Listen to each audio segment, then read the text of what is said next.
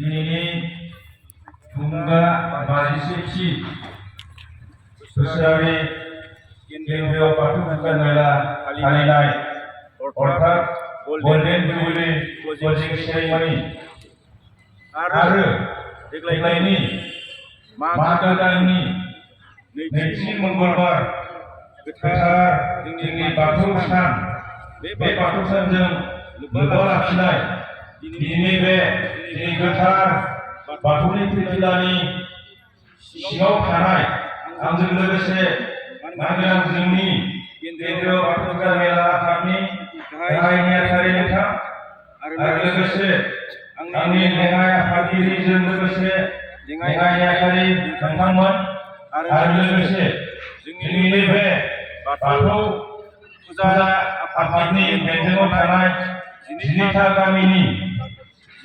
गामिनिफ्राय नुजाथिफैनो हानाय मानगोनां आफादगिरि नेहाथारि नोंथांमोन आरो लोगोसे जोंनि बे बाथौ फुजाखौ सानफ्रोमबो बोसोरफ्रोमबो गोम गोमै दैदेनबोबाय थानाय मानगोनां आइ आफामोननि सोमोन्दैनि मानिजाथाव सिबिजाथाव दौरि दौसि नोंथांमोन आरो लोगोसे बे मन्दिरजोंनो सानफ्रोमबो लोब्बा थानाय आरज हानजा मानिजाथाव आरज हानजा आइजो नोंथांमोन आरो लोगोसे बायदि जोंनि बिफानाव थानाय गोख्रों मावथि दालाइ दासा आफादनि सोद्रोमा नोंथांमोन आरो लोगोसे दाब दाबनिफ्राय नुजाथिफैनो हानाय रायजो राजा नोंथांमोन आरो बेजों लोगोसे दिनैनि बे गोथार सानाव आं दिनै जोंनि बे केन्द्रीय बाथौ फुजाखौ गायसनलांनाय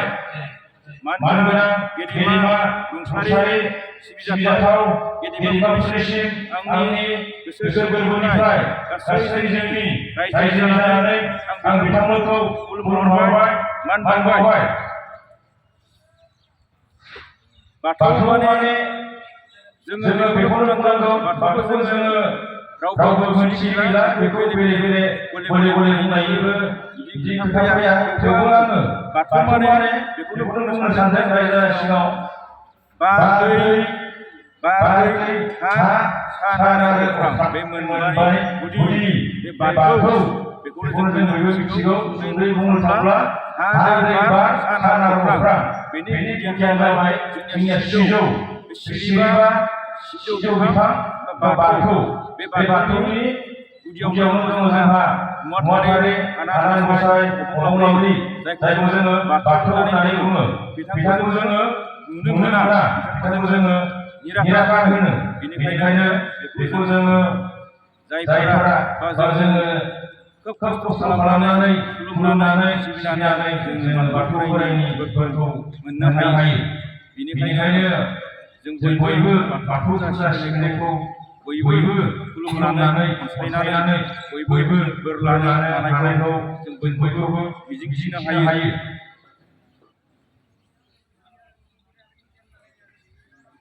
बिदिनो जोंनि बाथौ सिबिनायनि सिगाङाव बाथौ सिबिनायनि जा आसार खान्थि बेयो जोंनिया गोबां बेले बेजेयाव दंमोन।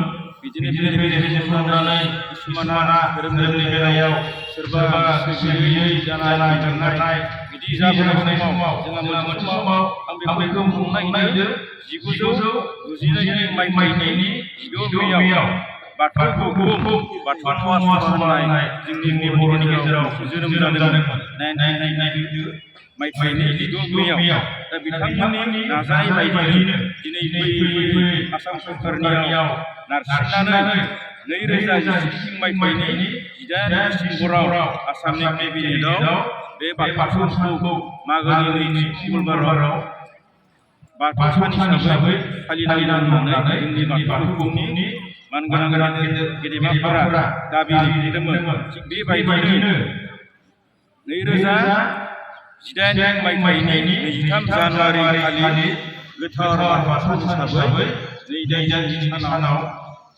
बाथौनि मुङै गोथार सान महरै आसामनि हलिडे लिस्टआव आसाम सरकारनि हलिडे लिस्टआव मोनथिनाय जायो। 2018 मायथाइनि 23 जानुवारि खालि गिबि खेब बाक्सा सान हिसाबै फालिनाय जायो। दा आङो बेखिनिखौ फोरमायनाय जाबाय। जियानो जा जों बयबो बाथौआरि, बयबो बाथौखौ अनसायबाय था, खुलुमबाय था। बाथौआनो जोंनि गुदि धोरोम, बेखौ रावबो नासयनाङा, एंगारनाङा। जोंनि बर' समाजखौ फोजौखांनाय, सिनायथि होनाय आरो फेहेरनायनि सार्थ'आव जों बे धोरोमखौ बयबो बजबना लानांगौ आरो बिदिनो सम सम बयबो बिदिनो जोंखौ हेफाजाब होनानै बाथौ फुजा खुंनायाव बयबो लैहोर लैहोर फैनानै हेफाजाब होनांगौ, जाफुंसार होनांगौ। बेखिनिखौ बुंबाय आङो। आं दा बारा बुंनो सानासै, समाबो आंखाल। बेखिनिखौ बुंनानै आं फिन खेबसेबाव आफा बोराइ बाथौनि सेराव आरज गाबफैनानै आङो आफादनि जानानै गासैबो जोंनि बे फुजासालियाव नुजाथिफैनो हानाय गासैबो रायजो राजाफोरनिसिम आंनि सिबिनाय, अनसायनाय आरो बोर सारस्रिनायखौ बावहरनाय जाबाय। एसेनोसै, गोजोन्थों। साबायखर थाबाय। लोगोसेनो दा दैखांनानै आयदाखौ जागायनो थाखाय गुरै खालामनाय जाबाय।